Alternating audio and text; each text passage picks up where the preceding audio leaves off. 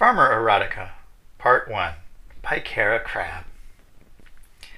He rams his face into her pelvis like a vivacious goat, his skin dripping wet with her bream cream.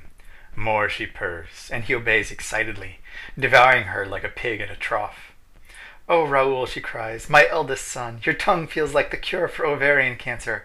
Do tell me you'll never move out." Raoul lifts his head from her thighs and gazes at her with the slightest hesitance in his eyes.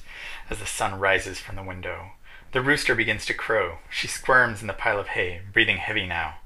"Why did you stop?" she moans desperately. "Oh, I'm sorry," says Raoul, breaking his silent tangent and descending into her thighs again. Raoul unfailingly brings her to orgasm as her feet stomp along the sides of his body like a riled horse.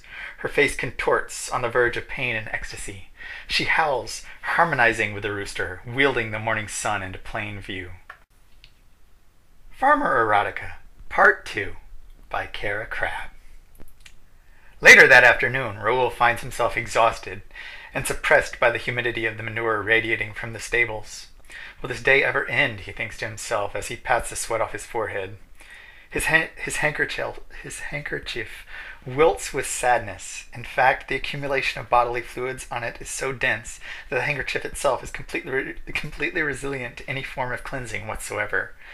As Raoul continues to groom himself, he notices beyond the perimeters of the field 2 eagles soaring amongst the spruce trees, fulfilling what appears to be a potentially autodestructive mating ritual. Raoul walks across the pasture for a better look. The eagles are entangled together, talon to talon, free-falling repeatedly at great speeds. Raoul is entranced by this motion. He peers forcefully at the couple and notices that there is in fact genital insertion and agitation, which is a neat trick since eagles have cloaca. Raoul unbuckles his overalls and lets the denim fall to his knees. He cups his balls softly and tussles them in his hands, secretly taking pride in the fact that his pubic hair feels like wet fleece. His erection becomes so strong at this point it could literally support a family, 500 pounds. He strokes himself vigorously, slowly falling into the grass with every exhale. "Eagles," he moans.